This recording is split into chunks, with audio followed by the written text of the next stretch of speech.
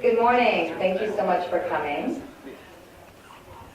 This is a very exciting morning that you're going to be able to hear from Jon Medved, and I have the honor of introducing him.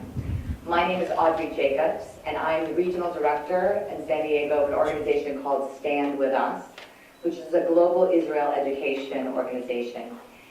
And we just been around in the world for 11 years, just in San Diego for a year. And we're honored to be launching a new program called the Startup Nation Series, which we will be focusing on highlighting Israel's innovative use of math, science, and technology to solve the world's problems. So we are very honored today to be here with the UCSD, Rady School of Management, and working together with the new U.S.-Israel Center on Innovation and Economic Sustainability. And so today we're very honored to bring you Jon Medved, and we will be continuing to bring you on an ongoing basis outstanding leaders in high tech and entrepreneurship and biotech and in Israel, from Israel here to you. So I have to read Jonathan's bio because it's truly so extraordinary and vast. Jon Medved is a serial entrepreneur, and according to the Washington Post, he's one of Israel's leading high-tech venture capitalists. The New York Times named Medved as one of the 10 most influential Americans who have impacted Israel, and we can all be very proud because he was born in San Diego. Medved has been both an entrepreneur and an investor. He has been part of the founding teams of several successful Israeli startups as a venture capitalist and angel investor. Over the past 2 decades, he has invested in almost 100 Israeli startup companies, helping to bring 11 of them to values in excess of 100 million. He has currently in his own personal portfolio 14 startups. Between 2006 and 2012, Medved was a co-founder and CEO of Ringo, a leading provider of software platforms for mobile social and video applications. They successfully completed their IPO in June of 2010. And Ringo was heralded by the New York Times as the next big thing in ringtones. So the USA Today says their application has to be seen to be believed. Before founding Bringo, Medved was the founder and general partner of Israel Seed Partners, one of Israel's leading venture capital funds. He started it, of course, where do you think he started it? In his garage in 1995, where all startups should. And he co-founded and manages the fund until January 2006. Israel Seed had $262 million under management and had been an investor of 60 leading Israeli companies. Some of the exits included Shopping.com, Compugen, Answers.com, Mobile Access, Toyota, Native Networks, and Digital Fuel. Prior to Israel Seed, Medved built several successful technology startups. He was the founder of Merit Optical Communications, which was an early pioneer in fiber optics communication system for video transmission, which was acquired by Amoco in 1990. Medved came to Israel from America, and he came as part of the founding management team of Accent Software. Now, write this down, Medved's new venture is OurCrowd. So I want you to all visit OurCrowd.com. It is an equity-based crowdfunding platform built exclusively for a select group of accredited investors to provide funding for Israeli startups and later global startups. So members can join the community. They have to be vetted, and it's offered only to people who meet a special criteria and come with a reference. The initial focus of OurCrowd is to be the dynamic early stage funding market in Israel, and only companies that have passed a rigorous due diligence process will be added to the platform. It's anticipated that OurCrowd will be one of the first Israel-focused equity-based member platforms to launch in one of the world's only accredited investor-only platforms. Again, OurCrowd.com. Medved speaks regularly to groups both in Israel and abroad and has briefed scores of journalists, business leaders, and public officials on Israel's tech miracle. George Gilder, in his book, The Israel Test, describes Medved as an engaging, visionary, pioneering venture capitalist and traces the origins of his book to meetings held in Medved's Jerusalem office. Saul and Dan Senor, in their best-selling book, Startup Nation, describe Medved as one of Israel's legendary business ambassadors. He has a role that in any other country would typically belong to the local Chamber of Commerce, Minister of Trade, or Foreign Secretary. He's a frequent guest on U.S. talk radio and TV shows and appears in newspapers around the world. He lives in Jerusalem with his wife Jane and their 4 children, and he collects a rare single malt scotch and loud Hawaiian shirts. And yesterday we shopped where for Hawaiian shirts? In Lucadia, what was it called? Bamboo to You. So if you want to get Tommy Bahama shirts, 75% off, and look like Jonathan Medved, that's where you shop. It is my great honor and pleasure to introduce to you Jonathan Medved.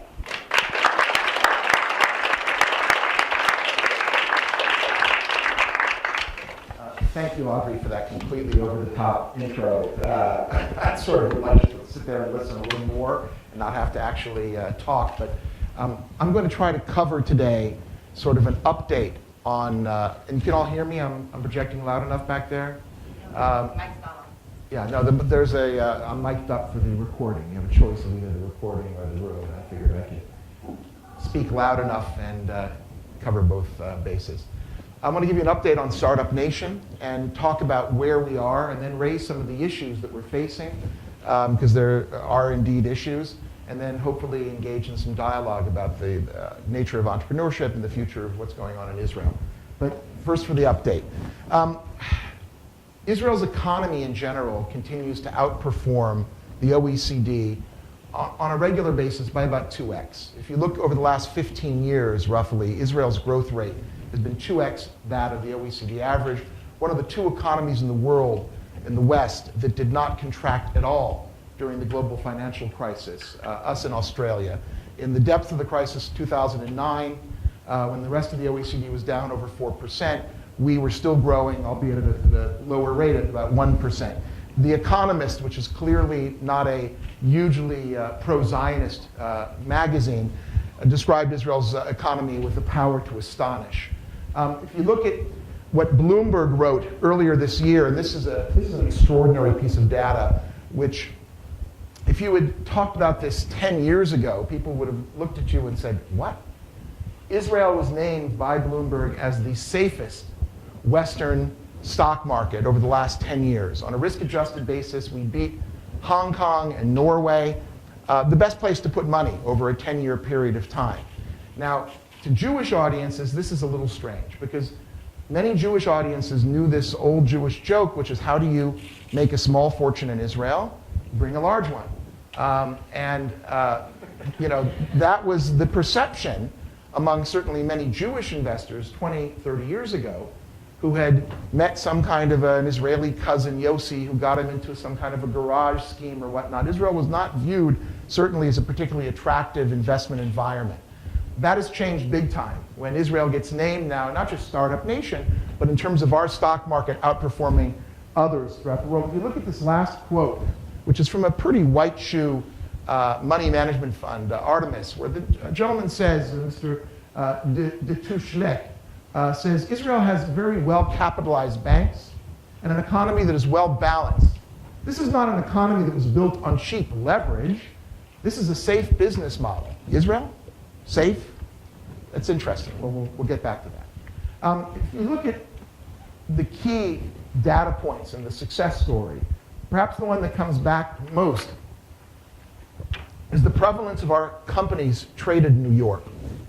Today, if you actually count companies that are traded in New York stock exchanges and you rank them according to country of origin, Israel is number 3 in the world. The number 1, obviously, is the US. Number 2 is a new entrant who knocked Israel out of its traditional number 2 slot, and that new entrant is China, who have been very, very active in terms of taking companies IPO in New York. Israel's number 3. That's an extraordinary sort of problem in pattern recognition. Anybody who knows the relative populations, and we're not talking here about percentage or per capita production of publicly listed companies. We're talking absolute terms, that it's the US, China, and Israel in New York. It doesn't make any sense. And there was one Chinese gentleman in one of my talks about 4 years ago when Israel was number 2, who obviously thought so. And he raised his hand in the middle. He couldn't wait till the question and answer. Said, wait a minute, how many people are you? And I said, we're about 7 million, because at that point we were. Today we're closer to 8. We're growing very fast. He goes, only 70 million? And I said, no, we're not 70, it's 7. And what ensued was one of these Marx Brothers discussions where I was saying 7 and he was saying 70, and we weren't communicating until finally a gentleman next to him started talking to him. He says, wait a minute, my friend doesn't get it. He says, in China, we have cities with more than 7 million people, and you've never heard of their name. How is it that in Israel, with your 7 million people, if you really have only 7, he was basically dubious of this notion that we're only 7 million. He says, how come you have more companies traded than China? And I said, well, I hope that by the end of the talk, you'll get at least an inkling. I mean, I'm not sure there's a single answer. If you look at our job creation, we've basically been outperforming all comers since 2005 in terms of percentage of job growth.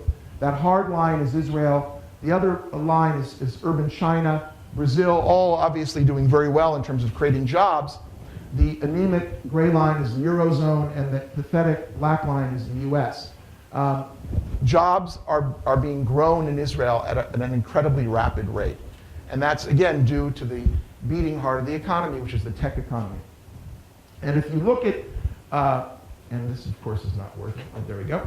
Some of the news that's going on. And by the way, in that last slide, I failed to mention here, 2 slides ago, that Israel's foreign reserves have more than doubled since 2008. We have a very active printing press in the bottom of the Israeli treasury, which is printing shekels, and we use those shekels to buy dollars. And the shekel stays, still too strong as a businessman's outlook. We need to keep a cheap shekel so we can continue to export. Israel's consumption has gone up 10% in 2010, private consumption, which is another sign of the economy's robust health, not just in terms of growth, but in terms of spending that's going on. Major players are moving into Israel all the time. Apple Computer has just announced that they're building their world's second major research center, outside of Cupertino, in Israel. This follows their purchase of a company called Anobit, which they bought, who did the flash memory module for the iPad, and they're now moving into Israel in a major way. Cisco just bought their 13th company in Israel over the last decade or so. This company was called NDS, News Datacom Systems. It was a company that Rupert Murdoch had purchased in 1992 for $15 million, based in Jerusalem. And Rupert sold it, together with some private equity guys who got in just recently, to Cisco for $5 billion. So a pretty good piece of news for Rupert, who hasn't had much good news lately. But if you look at literally every week, there is some kind of an event going on in terms of exits and in terms of just the Israeli tech scene. If you just try this out, you'll see that what I'm saying is correct. That literally, it's so dynamic that it's going on literally on a weekly basis. The key heart of this engine is the venture capital industry. And Israel didn't have one more than 20 years ago. The first fund was established in 1986. That stayed the sole fund. It had a whopping total of $26 million under management. It was called Athena. And in 1992, the floodgates opened. There was a government program, actually, that helped to encourage the growth of the venture capital industry. And today, there are 50 or 60 funds, about 15 billion under total management. But what's really important is the presence of the US, Europe, and Asian funds in the Israeli market. They're coming all in a big way. Every major US fund has either opened up an office for scouting, hiring an Israeli, or they've opened up a captive fund. So for example, Sequoia, which of course is the funder of companies like Apple and Sun and Google and just a few other important companies, they have Sequoia Israel, which is now into its second fund of $200 million. But people like Kleiner Perkins are there. Benchmark had Benchmark Israel. Greylock has Greylock Israel, et cetera, et cetera, et cetera. So the country is pretty much awash in venture capital. And if you look at the dollars that have been raised by companies from venture capitalists over the last decade, it was roughly in the $1 billion to $2 billion per annum range. And it's started to go up again in a major way from 2010 to 2011. Roughly 2012, by the way, is going to be pretty flat. Might be down 5%. which is fine if you've gone up 70% the year prior. 70% is a huge, huge increase. Almost $1.5 billion invested in 550 different startup companies. And the extraordinary thing is that 75% of the money is coming from overseas funds directly. And this is new, because it used to be commonplace that basically American investors, people like Kleiner and others, wouldn't go to Israel at all. You know, there was the famous Mike Moritz, I think it was Mike Moritz or John Doerr, I can't remember who said it, that I will only go to a deal that I can ride my bicycle to. Well, the world has changed. It's hard to ride a bike to China, it's hard to ride a bike to India, it's certainly hard to ride a bike to Israel. So venture capitalists are now hopping on planes and making these investments, but what's really remarkable is they're doing it without Israeli partners. Last quarter, over 50% of the deals that involved American funds had not an Israeli at the table. So you've got these American funds who are basically hopping on the plane, and believe me, it's a punishing trip, right? From LA to Israel, if you get up to LA, it's 14 hours. But they get on the plane, they go for a couple of days, they see the companies, they invest, and then they come back. And again, 550 deals done in the last year. 75% of the money coming from overseas. Now private equity is getting into the act. People like Silver Lake and Blackstone, Francisco, and others are moving into Israel because the companies are getting bigger and the players now need later stage funding. And this is extraordinarily important. There's a big debate in Israel about whether we sell our companies too early. We talk a lot about premature exit in Israel. As you'll see in a second, we specialize in small exits, lots of them, but small ones. And the idea is if we want to scale these companies up, you really have to, it's not enough to have the $5 million or the $10 million checks from the early stage venture guys, but you need to move this into the private equity realm. And the fact that private equity funds are coming and writing checks is a good sign. Exits, again, have been robust through the last decade. I think we all know that the IPO market has been challenging for many, many companies, even very big ones and successful ones. It's not easy to get little companies out. Trust me, I know, because I did it myself with Veringo, and we were the first IPO out of Israel for 3 years in New York. With all those companies, there was a 3-year drought between 2007 and 2010, which we broke in 2010. There have been several since then. But it's not an easy thing to get an IPO done today under any circumstances. And so the preferred exit modality is that of an M&A transaction or a merger and acquisition. And if you look at the data, basically about $37 billion taken out over the last decade in either IPOs or in M&A transactions, about $15 billion invested. And in 2011, the average deal size was about $60 million. For the last 5 years, there's been an average transaction deal flow in M&A of about 80 deals a year, which again is an extraordinary number. When you think that there are 80 Israeli companies being bought every single year for 5 years in a row, even the fact that they're small is remarkable. The problem, though, is how do you make money on a $60 million exit, especially if you're a venture capital fund who's managing hundreds of millions of dollars. So it doesn't really move the needle, right? If you're investing and you're getting a $10 or $15 million total return on your $200 million fund, that's a problematic issue. So what's happened actually is we've talked and plotted here for you the rise of venture capital, but the rise of angel investing has even been more dramatic in the country. We don't have good data on it yet, but that's why I'm focusing on my new activity actually in terms of aggregation of angels and automation of the angel investment process.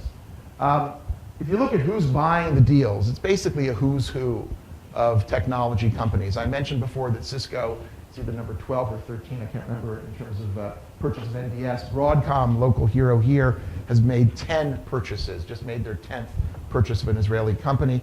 That was one of the ones that I invested in Israel Seed, a company called Broadlight in the fiber to the home area. eBay has bought 3. Microsoft has bought 6 over the last half decade. Intel buys lots of them. HP has almost 6,000 employees in Israel. If you look at it, Facebook has already bought 2 companies. People like John Deere. I just heard Black & Decker made a purchase, believe it or not. There are 300, and about, I can go on and on and on here. P&G, I think GE is up there. GE has an unbelievable company in Israel called Insight Tech, who are using focused ultrasound to blow away all kinds of tumors, and they're focusing initially on fibroid tumors, which is a extraordinarily important problem for women, especially African American women in this country. And GE does incredible work, in Israel. Berkshire Hathaway, okay, that's a funny one. What's Warren Buffett doing in Israel? I mean, you would think that Warren Buffett, given his sort of reputation of being a value investor and a guy who's very, very risk averse, he's not really your classic risk-taking investor. Well, in 2006, July is when Buffett made his first move outside of the US. And you would have expected UK, Japan, India, China, those would have been normal sort of moves if you're Mr. Buffett taking your first major, foray outside of the US market. He came to Israel. He spent $4 billion to purchase a company called, or actually 80%, he left 20% in management hands, a company called Iskar. And he got all kinds of tough questions a couple of weeks later when he faced his investors at this Buffett Fest he does annually in Omaha. And some people said, well, Mr. Buffett, why Israel? And why now in July 2006, which happened to correlate with a nasty little war we were fighting with Lebanon? He literally closed the investment as missiles were flying over this facility. The facility, by the way, at Iskar is about 1.5 kilometers away from the Lebanese border, if you've been up to Tefen. So there were some tough questions. I mean, Mr. Buffett, Israel, of all places abroad, during a war on the Lebanese border, for crying out loud, what's going on? And he said, calm down, this is going to be a great investment. Check in 5 years. Well, this year, the 2011 Berkshire Hathaway annual report, they named the 5 best performing investments for Berkshire, and believe it or not, Iskar is up there, 300% growth over the period since he made the investment, and he's a happy camper for a number of reasons. We wish him a long and healthy life. And again, I got tired after the 4th slide. These slides are not produced by the Israeli government. I sit and do them sort of as my hobby, and I've got to do more, okay? Because simply, there are now 300 R&D centers run by multinational companies in Israel. 50% of the Israeli workforce is now working for overseas companies. And that's probably the right balance. In other words, in my opinion, if half of the economy is pretty much the startup economy, where we're creating these companies, the 550 companies that are getting venture capital funding, and there are occasional, big outliers that grow out of Israel, like Checkpoint, or like Amdocs, or like NICE, or like Teva, which is our largest technology company. That's great, but 50% being employed by multinationals who are buying on the rate of 80 a year is a wonderful and good thing, I think, for Israel's future as a tech innovation hub. Another way of looking at this stuff is to look at the simple plethora of innovations that are coming out of Israel. We don't do a good job of marketing ourselves. We really don't. This book, Startup Nation, I think was the first real salvo in terms of trying to brand Israel and trying to capture some of the excitement for a wider audience. But in general, people don't know how much Israeli content is in the daily stuff that we all use. And I've tried to capture this in a few slides here, and I'll go through them quickly. I mean, obviously, if you look at personal computers today, the chips that you know as Pentium, Centrino, or Sandy Bridge, which is the new hot chip from Intel, all started life in Israel with Hebrew names like Merom and Banyas and Gesher. Okay, today Intel employs 8,000 people in Israel. So much content, so much activity in terms of chip design and architecture that really Intel should be labeled Israel Inside. Okay, because it's that important, to the future, of the corporation. But even things like printed circuit boards, which is not anybody's idea of a particularly high-tech business. It's something which I think we'd all love to live with single chip, devices. But still we're living with boards and mini boards where you populate the chips on the boards. Turns out that about 80% of the world's printed circuit boards are inspected by Israeli technology. So it might be those, sort of hunking projectors or the cameras or your computers or your TVs, but the boards inside have a critical part of Israeli content. Applied Materials doing a lot of work, in Israel. Telephony, the largest billing company, Amdocs, sounds like an American company. founded in Israel, handling the billing and customer care for both AT&T and Verizon and a host of others around the world. Call centers, you pick up the phone, you call Hertz or Hilton and says, this call is being monitored for quality assurance. You can rest assured that there are people from Israeli intelligence who have created software and listening to your phone call and doing a good job of it. None of you guys are probably using, at least the younger ones here, voicemail. Voicemail is totally out of vogue. Okay, anybody who's under 30, sticks their nose up the voice. This my kids do. They don't want to use voicemail. I always say, I tried to reach you. I left you a voice message. Dad, don't listen to voicemail. But the reality is that Israel had the biggest voicemail company, Converse, which has had some hard times because the CEO went on the lam to Namibia, running away from the feds. I think he's now settled, thank God. But in any event, voice over IP, invented in Israel by an Israeli company called Vocaltech. Skype made the money. We get the historical credit. Consumer electronics, and this slide doesn't do justice. I mean, just to give you some updates that aren't on the slide yet. Kindle operating system developed in Israel, actually for Amazon by Sun in Israel. If you look at Kinect, that incredibly hot-selling Microsoft gaming platform, the technology for the gesture recognition comes from PrimeSense. If you look at DVD chips, which is another declining market, the leader was Zoran, just bought by Cambridge chip company. Satellite TV, I mentioned NDS, which makes the conditional access chips, just bought by Cisco. If you look at cable TV, every head end probably in this country has multiple sources of Israeli content. If you look at software and the internet, the famous case, of course, of ICQ, which invented instant messaging, well copied by many others. That blessing or plague, depending on how you view instant messaging, was created in Israel. Antivirus, there's not an antivirus on the planet that doesn't have a bunch of Israeli content. Firewalls, which literally, it's one of the amazing statistics is this company that invented the firewall, Check Point, still supplies all 500 of the Fortune 500 with some kind of one of their products. If you look at the life science area, literally, Teva today is so big that they've become the largest purveyor of capsules and pills in the US market. They sell more pills as any company in this country, even more than Pfizer with Viagra, which is an impressive statistic in my opinion. You look at that wonderful company, Given Imaging, which are the inventors of the pill cam, a little pill that you swallow and then it transits the body and reports back.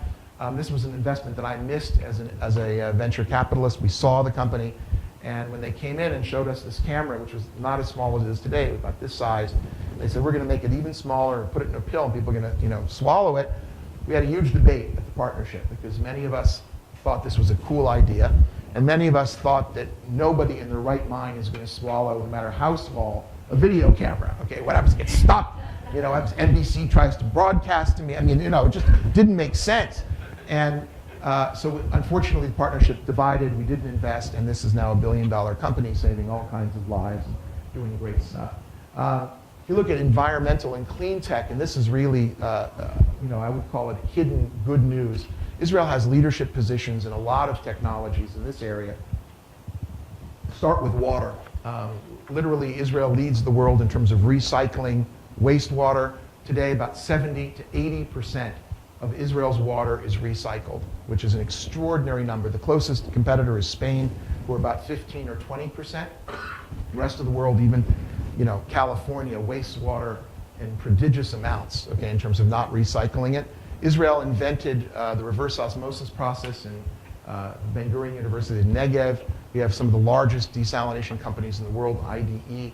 Drip irrigation, which allows for agriculture in dry climates, was invented in Israel at a place called Kibbutz Be'eri. Biggest company is now Netafim, which means drips, headquartered, by the way, in the U.S. in Fresno, California, producing a bunch of jobs in Fresno.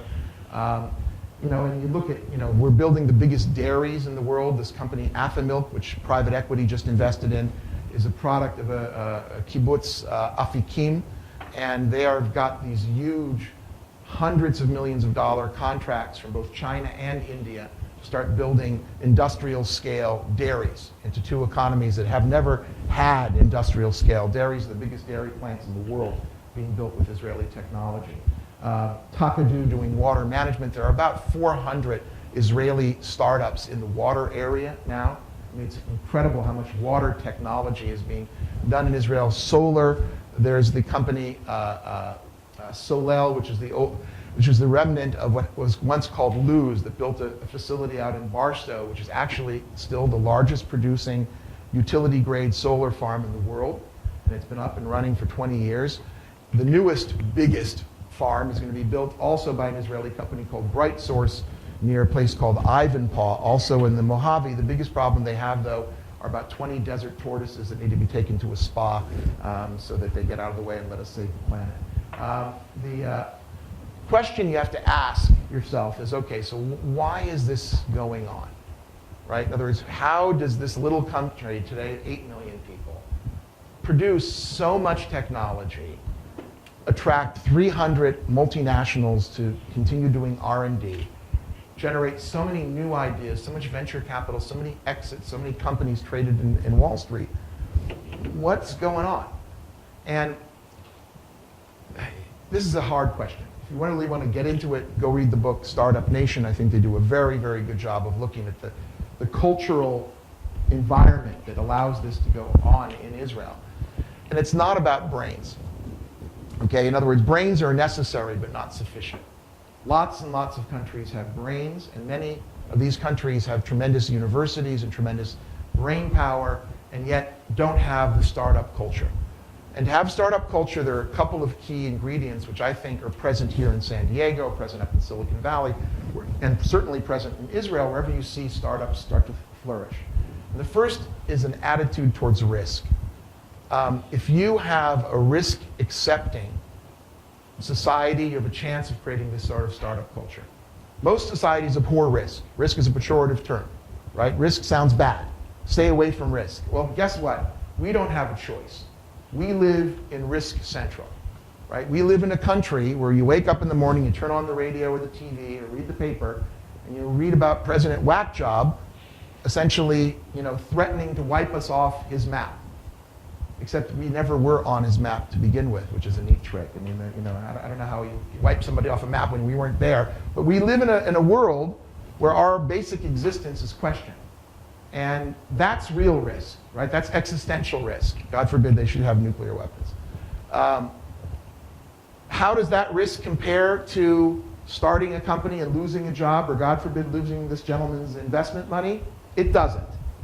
It's just so much of a little blip. So while in some countries, if you're an entrepreneur and you fail, God forbid, and you've lost your job and you lose somebody some money, you got to be put on suicide watch, okay? Because it's so embarrassing and so terrible to have that failure. In our country, it doesn't work that way. Just get over it and get on with your life.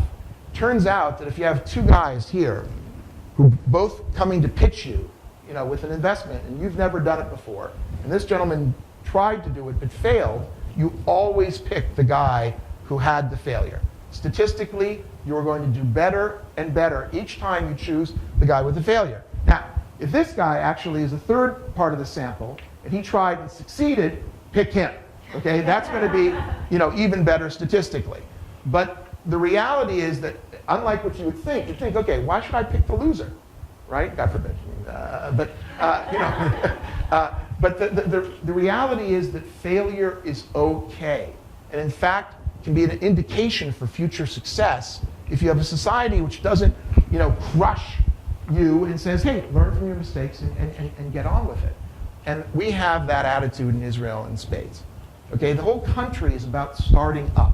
We are not just a startup nation, so we have so many startups, but with all due respect, we built this nation over the last 100 years, where the Jews came back, after a couple thousand years in either hospitable guest places or less hospitable guest places, and we've now come back and we've created this society out of nothing. So there's this notion of risk-taking, which permeates everything we do. On top of that, we are an immigrant culture. And remember, Jews came back, from everywhere. And if you look at the actual population of Israel today, the majority of the population are Jews who came from Asia and Africa. That's contrary to most, I think if you think of Israel, you're thinking of Beverly Hills, although Beverly Hills today is majority Iranian. But you think of, sort of white, what we call Ashkenazi Jews. Wrong. Israel, the majority of the population are Jews who come from Asia and Africa. There are 800,000 Jews from Morocco living in Israel, 200,000 from Egypt, about 200,000 from Iraq, about 150,000 from Iran. We have 100,000 from Georgia, and that's not Atlanta. Okay, we have 100,000 from the Kafkaz, from the Caucasus Mountains, about 100,000 from Bukhara, which is Samarkand and the spice route. We have 75,000 from Egypt, 200,000 from Yemen, 150,000 from Ethiopia. I mean, the place is just a complete quilt of colors and ethnicities and languages. And why is that important in a startup context? Because immigrants make great entrepreneurs. Immigrants make great entrepreneurs. Why? Well, again, you look at the statistics here in this country, you'll see that immigrants are way punching out of their league in terms of setting up companies. Many immigrant groups in this country will set up laundries or gardening businesses or restaurants, but large numbers of immigrants set up tech companies. And you look, for example, in Silicon Valley about the big earth-shattering companies, typically the founders are not named Wilson, Jones, and Smith. Okay, they are by and large immigrants from China, from India, from Israel, from somewhere, from Russia. Okay, or they are children and grandchildren of immigrants like Mr. Zuckerberg. And the reason is that immigrants basically were the CEO of their own company before they started a company. The company happened to be called mylife.com. Okay, and they took risks. They came to a foreign country. They had to worry about finance, about legal, about human resources, about facilities, about marketing, about banking. And so it turns out that an immigrant has a better chance of setting up a business than your average Joe, because they've already been there and showed that they have that kind of gumption to start up. So that's a big part of what we have. We also have a society which is so small that everybody basically is either connected on 1 degree of separation or at worst 2 degrees to this whole thing. And it's just, you can't escape it in Israel. And not everybody is employed in software by Microsoft in the country. But when you think about who the drivers are driving in the transportation industry, whether it's logistics or cabs or buses, who the food service guys are cooking for, who the insurance people are selling insurance, who the travel agents are servicing, who the conference organizers are handling, who the entertainment people are playing for, who the caterers are doing lunches. It's literally the high-tech industry is at the center of all of this. And each time one of our entrepreneurs sells a company, it becomes front page news in the single papers that are read by the entire country. And so you have these little boxes, usually it's a picture of showing happy 30-somethings throwing money in the air, hats, and headline is so-and-so sold their company for $100 million. And literally everybody knows about it. And then there's a little box that says Shmulik got 10 million and Yossi got 5 million.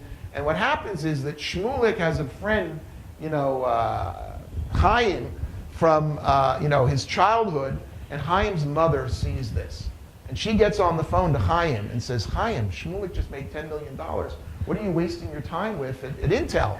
Go start up a company, so that everybody is involved. It's really part of the overall culture right now. Now, in addition to that, we have the Israeli army. And it's not that just this is a great place for technology, whether it was the origins of our antivirus or our the firewalls or the miniature cameras that went into the pill. All of that's true. But the Israeli army is a great place for training our future entrepreneurs. Because our kids, the best and the brightest, first of all go to the army. It's opposite, really. I mean, here in America, thank God, there are still people from the elites who still serve the country. But by and large, if you look at the makeup of the army, it's from less privileged groups who send their kids to the army. In our country, it's exactly the opposite. That the top elements and echelons in the society, they're all competing for army units the way that you guys compete to get into the Rady school or Harvard or Yale or MIT. So when I get a resume at the end of the day, and I look at trying to evaluate this entrepreneur or a potential employee, I look first at what army service that person did, because that tells me more about that person than the schooling and education. And so when they get there, it's hard to describe. I've got 2 kids now who are officers in the Israeli army. One actually is an officer, one's starting officer training. And my 23 now, who's an officer, he's got a little management project going. He's got his 5 guys reporting into him. He's managing on an iPhone by and large. But he has gotten life experience which will be immeasurable for him when he gets out of whatever he does. But it's a huge thing. And then you look at the tech units. There's this one unit called Talpiot, which is an extraordinary unit in the Israeli army. You commit for 9 years. They take 40 or 50 people each year. It's been profiled in the Wall Street Journal. It's pretty much a hothouse for entrepreneurs. These guys spend 3 years in the army initially, serving a couple of months in each branch. So they go from tanks to artillery to intelligence to the Air Force to the Navy. So they get the Cook's tour of the whole thing.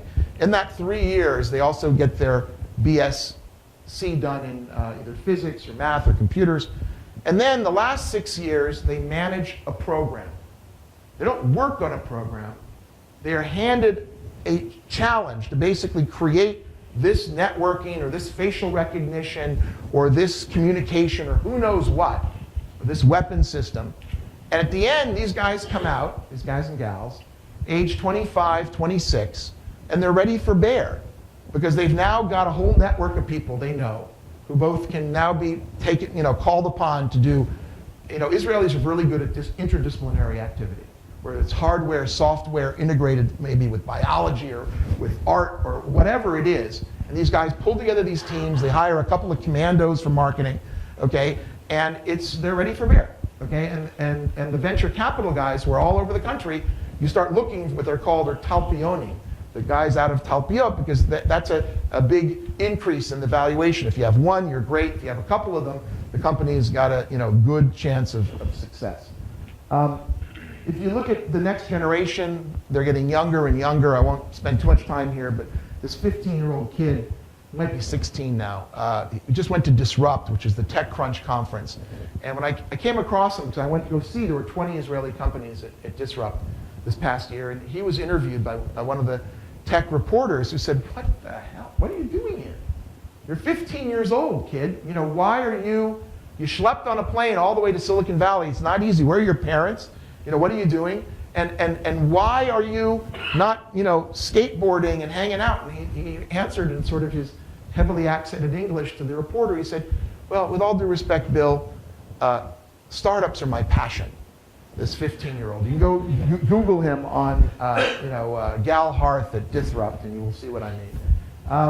There are storm clouds, and the storm clouds run the gamut from, first of all, a educational crisis, if you will. Believe it or not, the total number of teachers of high school math, physics, and chemistry is going down, and this is a terrible thing which has to be arrested and stopped immediately. We have a university system where we have added a lot of university students. About 50% of our kids get degrees from 4-year institutions. We don't have enough technical staff. That leads to a brain drain. About 30% of our graduates and PhDs in computer science are teaching here, not necessarily here at Rady or at UCSD, but here in the best schools in America. And we're suffering from losing these people. We need to bring some of them back. And we have an inequality issue, where certain segments of our society are not participating in an equal fashion in this great story, in particular the ultra-Orthodox, what are called the Haredim, as well as part of the Arab community in Israel. Last but not least, one of the secret elements of this, maybe not so secret, is the strong connection between the US and Israel and how it powers this kind of what I call the virtuous circle. Because the money starts off either in the venture capital or in the limited partners who fund the Israeli venture capital fund, starts off by and large here in America. We put the money in, it's American money. These Israeli companies come to America, create jobs here, hire American managers, ultimately build products that are sold in America because we don't have a really big domestic market, and then ultimately go public in the US, and then get bought by US companies who then either access their technology early or access their market presence. And then they started all over again. And so that this teaming between Israel and America, and increasingly with other countries too. I mean, Israel has a strong trading relationship with Europe and a growing trading relationship with Asia, in particular China and India. But we couldn't do it on our own. And what's amazing is how this is having an impact on US jobs and economic recovery. And if you look, for example, at what's being planned now for New York, Mayor Bloomberg has announced the winning of a partnership that was set up by the Technion, which is our version of MIT, our leading technical university, and Cornell, just beat all comers to set up this new innovation center on Roosevelt Island. It's going to generate essentially something like 20,000 construction jobs, 8,000 permanent academic jobs, 30,000 jobs in the spin-off, $23 billion of economic activity. If you think this is just pie in the sky, then you got to look at the data that's come from Massachusetts, where they've actually studied the impact of the Israeli innovation economy on the local economy. And we need to do, by the way, a study here in San Diego and in California to get similar data. But this data is stunning. And you realize that there are today 137, based on the last count, companies in the Boston 128 area who have their roots in Israel. There are 21,000 Massachusetts jobs and $7.8 billion of overall economic activity that is directly traceable to Israel. Now, in America, which is seeking jobs, which is seeking a way to get moving again, this kind of a jump start is extraordinarily important. And it's all about how this relationship really works between the US and Israel. We are very, very blessed to have this relationship. And I think that as the economy becomes more and more dependent on innovation to get moving, right? In other words, innovation is simply the most important element in economic growth. And I think that Israel and America should get closer together. And I think that sessions like this, are very important. I'd like to urge you to come visit Israel. Contact me if you do. I'd be happy to, meet you and show you what's going on. And thank you for your attention. I'd be happy to answer your questions. Thanks a lot.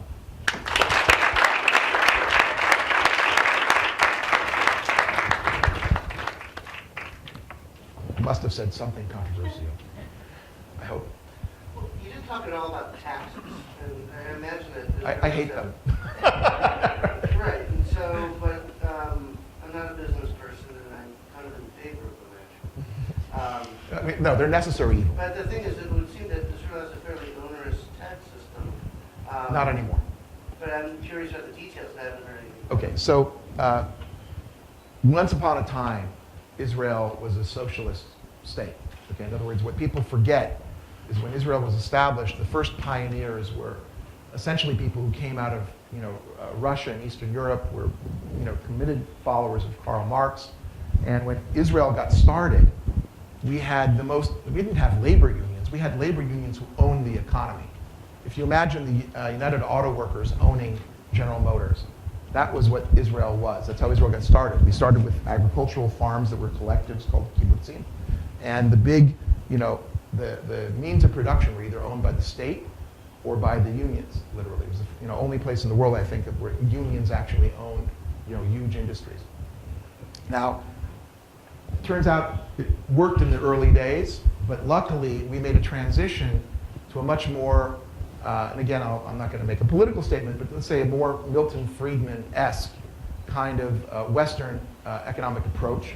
And this happened under our current Prime Minister, Bibi Netanyahu, who got his degree in economics from MIT and was sort of a follower of Milton Friedman. He literally slashed and burned taxes about 20 years ago, just at the right time when this whole high-tech thing was starting, so that Israel's capital gains were Western.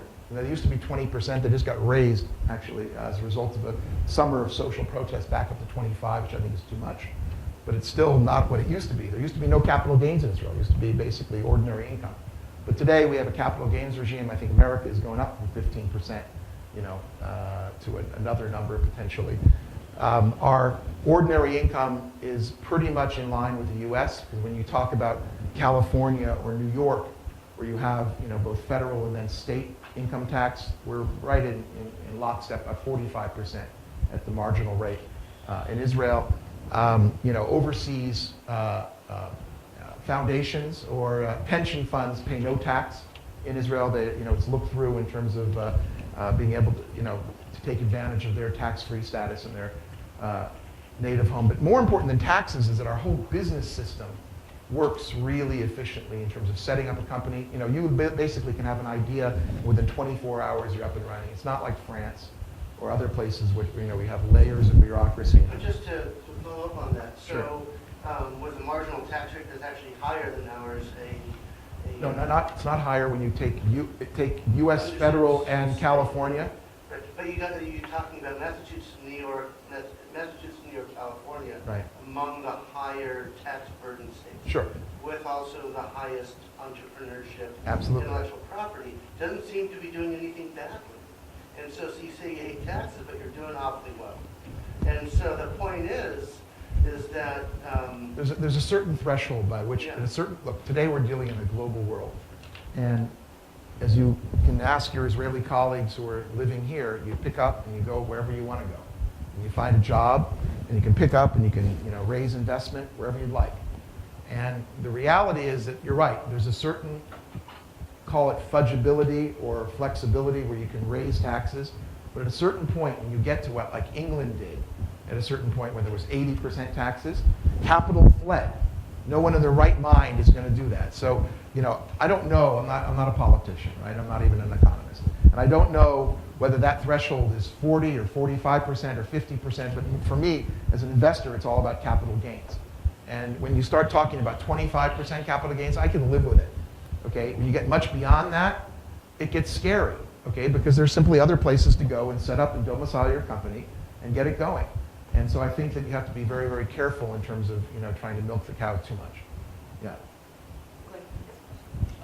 Back to what you were saying about the Rady. I know that Rady, obviously, the Orthodox, they have significantly more children than the secular population. And the secular population, they go to the army, they go to schools, and they're probably more involved and they start. More productive. They're more productive. Considering the Orthodox are going to keep growing more in population, do you think that Israel can sustain the momentum it has right now? That's a big question. Okay, in other words, right now, bringing the Haredi population into this story is a national challenge and a necessity, because their population is growing as a percentage of the population.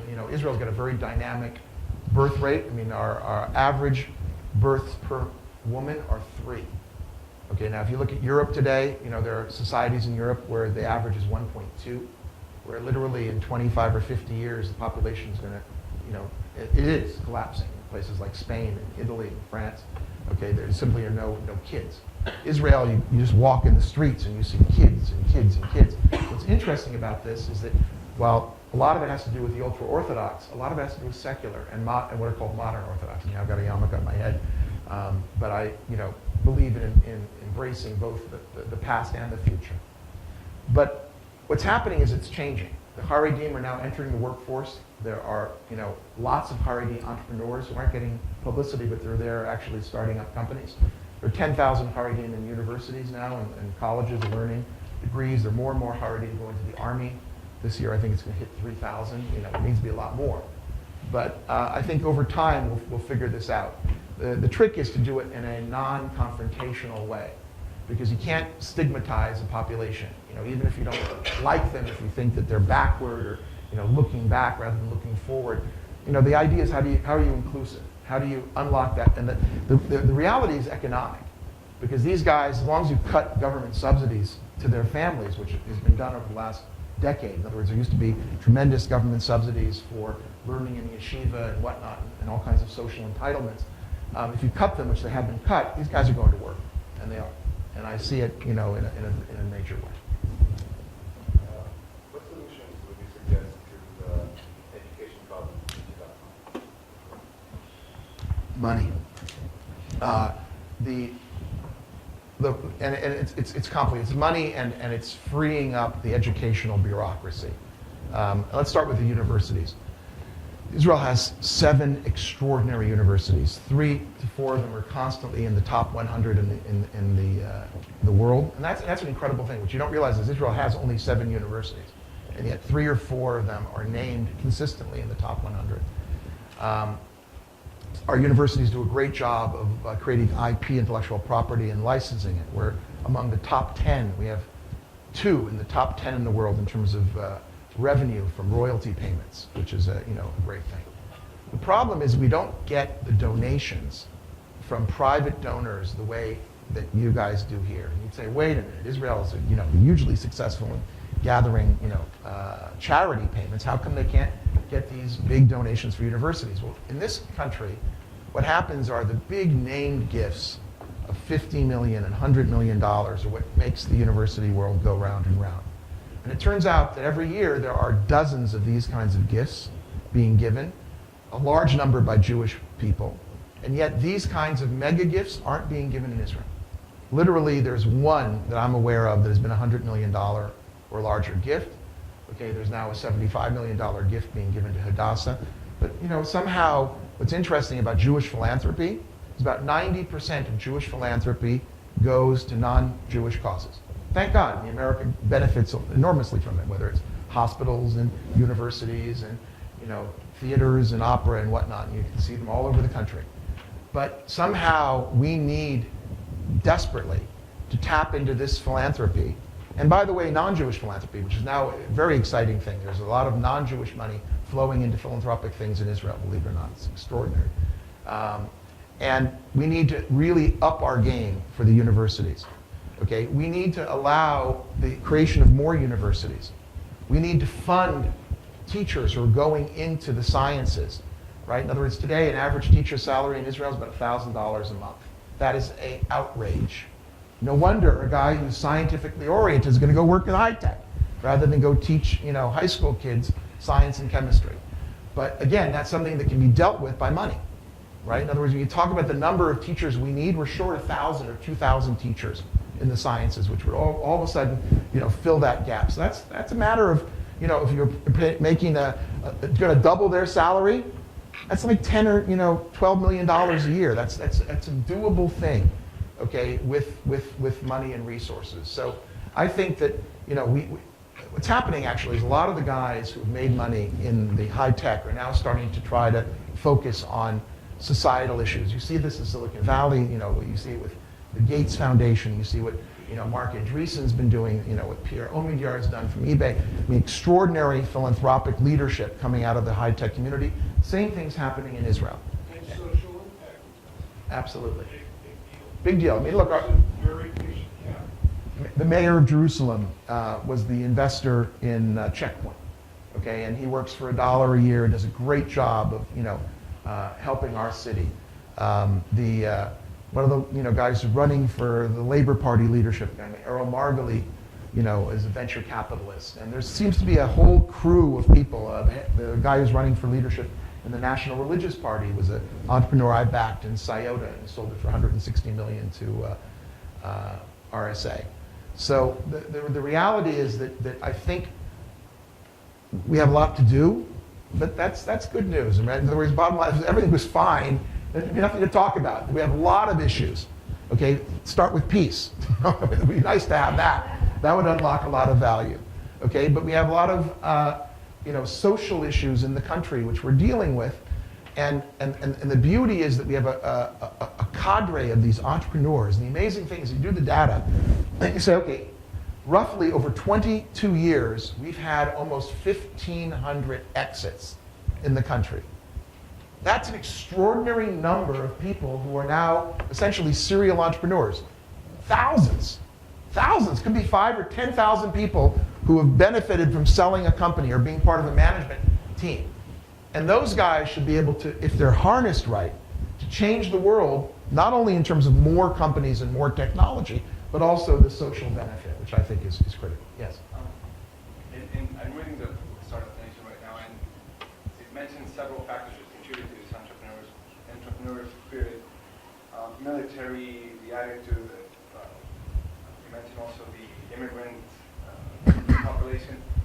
From your own experience, what have you identified as common denominators that these entrepreneurs may have gathered when they create an idea, when they develop an idea, and what is that process to make them successful? So it's kind of a bit on your own experience. How do these Israeli entrepreneurs identify opportunities, and then how do they make them successful? Wow. In as short as. Yeah. Look, all I can do is I can talk to you about myself. Because I'm a serial entrepreneur. I've done a bunch of stuff, where I started from scratch. And this last idea, which I'm dealing with, and I'll put a slide up so you can see it. Those are books to read. If you haven't read these two books, they're both good. This is a great website called nocamels.com. Israel 21C, there's another one. And this is my new thing. So I really wanted to go to the beach.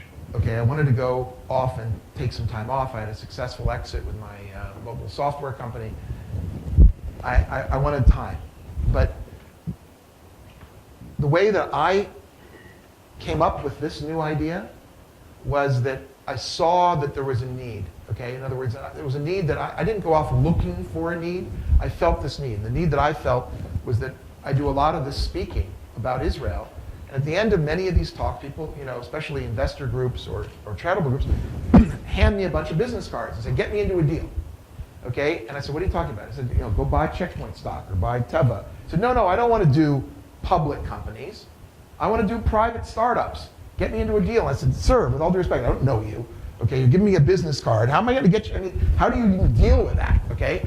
And so I collected all these cards, and I would go home and I'd look at the shoebox, and the second shoebox, filled with all these business cards. People wanted to get into a deal. And then I started reading about the sort of the incipient crowdfunding market, where people like Kickstarter and Indiegogo were raising ridiculous sums of money. And all of a sudden I said, wait, people are throwing money at things on the internet, based on a 2-minute video? And then I read about what was going on in the Jobs Act and the legislation that's happening in terms of allowing crowdfunding to happen. And I put 2 and 2 together. Okay, in other words, I said, wait a minute, maybe the beach is not going to happen this year. I have to wait a couple of years. And I've got to go figure out a way to let people access these deals through crowdfunding. And then I had a lot of work being done on the regulatory side. But basically, I think that people come up with ideas from their expertise, from their environment, from things that they know about. I mean, every now and then you'll find people who will start a company completely out of left field. But usually it's because either you know somebody who's doing research in the university and you latch onto that, or you've seen a problem, you've experienced it. I funded a company that was essentially YouTube before it was YouTube. It was a little early. It was 1998. And these guys walked into my office and said, we have this crazy idea. This is back in the day when there was 19.2K connectivity. There was no broadband. And they said, we were on a trip in Thailand, and we were taking, all these little videos. And we wanted to get the videos back to our friends in Israel. And we didn't know how to do it. So we'd like to build a website where you could actually post a video and let anybody see it. And we think that other people will actually like to see it. And that's how, we actually funded that company, and we hired the CEO of a TV Guide, and we lost all our money because it was the wrong time. Okay? In other words, timing and vintage becomes critical in venture capital. And a year before YouTube was established, we were shutting this company down. Okay? God knows. Okay? But I think that people create ideas based on some kind of a connection process between understanding a market need that's connected with their life. Okay? I think there are fewer people who sit down sort of a scientific method and say, okay, let's go look at the 3 or 4 hottest markets, we'll figure out that doesn't happen as much as the earlier. Yes? Last question. Okay. So as a person who has, I'm a marine scientist, I have numerous projects in Israel. A good friend of mine is now the director of the Inter-University Institute, which is in IDC. Well, Yeah. no, in Eilat or in Herzliya? In Eilat. Yeah. The Inter-University Institute. Okay. He's just been informed by Trachtenberg, who you probably know very Yes. well, that they're going to cut the funding. to Yeah, that, God forbid. which is sad. Postdoc in my lab is now being recruited. She met with the president, I think, of Tel Aviv University, because they're trying to bring back Israelis as part of this brain drain thing. Right. But more interestingly, I was actually in Denmark a few weeks ago giving a talk, having dinner with some colleagues, and one of the guys, the host actually was marveling at this carbonated water and informed me, and Comes I from Israel. knew that I was Jewish. Well, no, he said that I didn't buy the SodaStream product because I knew that the Israelis were using Palestinians. This is a quote. And What is your question, please? Okay, but I wanted to know, I'll finish in a second. Give me a second. Yes. He said, I didn't want to buy that product because the Israelis were using Palestinians to manufacture this. Now, I decided not to get into socio-political comment with this guy at this point. Good choice. No, because I could see where that was going to go. But I guess my question is, what would you have said to the guy? And Israel does a lot of good in the world. You hear about some terrorist thing, they'll send a team of medics and things like that. I guess I sort of worry about the global perception of Israel and how that may affect Business. this business. So I think that's a reasonable. I think it's a very more than reasonable question. I think Even though it took a long time. No, what I would have. It's a good question. I think an important question. What I would have done at that dinner is exactly what you did. Okay. Okay, especially if there's a colleague who I like and I need to work with. Right. Sorry, life is too short. Politics is just so, it just pisses people off. Right. Okay, and there's a reason why that old adage is you don't talk politics or religion, in a business setting, because, you're really not going to win points. What's interesting is that you look at Europe, for example, and Europe, there are many people who have, issues with Israeli politics and Israeli policies, and yet our trade with Europe is booming to the extent that Europe is, able to trade with anybody because they're sort of going broke at the moment, or many countries there. The UK, our trade with the UK last year was up 50%. Okay, and there's a lot of noise about Israel and the UK environment. Our trade's going up, and I think that what's even more remarkable is how our trade with the Arab world is going through the roof. Year on year, Israeli trade to the Arab countries is going up over 20% a year. And again, it gets no print, no coverage, no one talks about it. And trust me, they're not doing it because they like Israeli policies, right? They're doing it because it's business, it makes sense. And so if you go, for example, and look at the El Al flight that leaves Tel Aviv and flies to Amman, and then you switch over to Dubai, there's a whole plane load of people, many of them with yarmulkes. They take their yarmulkes off, they put the baseball cap on, and who the hell do they think they're fooling when they get off, with a big black beard and a baseball cap? Like, I'm not Jewish, it's like, but in any event, I think that in general, we need to find bridges where we can communicate and do things. I mean, what's amazing about Soda Club, which is there's this company from Israel who pretty much owns the world market today in these little cartridges. It's sort of like, think of Nespresso and coffee, but for, carbonated drinks. And it was a private equity investment, actually. It took an old company and spruced it up. It's now over $1 billion market cap on NASDAQ. People made fortunes. But what you don't realize about this wonderful company is, what it's doing? It's saving tons and tons of plastic. Because everybody who buys this thing uses a single plastic soda bottle. So instead of schlepping home, buying all these, disposable plastic. So it's again crazy that, rather than celebrate what Israel's doing, okay, by literally, removing hundreds and thousands of tons of plastic in the world, someone's, having a beef with us. I think ultimately, this is just a lot, I hate to use the word, noise, okay? And in Hebrew, there's a phrase that, and I don't want to use the Hebrew phrase. No, I'm not going to. But in any event, if you look at what's going on, that many people basically say, well, I'm not going to use this. If I had been foolish enough to engage that friend, I would have said, well, why aren't you simply consistent with your beliefs? Take your computer and smash it because it's got the Intel chip. Never go and use Google because Google's got 2 research centers in Israel. Don't use your phone. Get rid of it. Okay. Don't, God forbid, use Facebook because they're buying Israeli companies. Okay. Don't use Salesforce. Don't use LinkedIn. I mean, basically go live in a cave, buddy. Okay. Because the reality is that you can't today work in the modern world with all this technology without touching Israel. So, he had a choice on soda, fine, he made it. I think he did the right thing. But it sounded to me as Israel was providing employment to the Palestinians. That was actually... Look, the future for us and our neighbors is going to be economic cooperation, period. And politics will solve the politics. But in the meantime, let's employ people, let's make money together, let's improve the planet, and let's create new stuff. And again, thank you for listening, and I appreciate your attention, I think.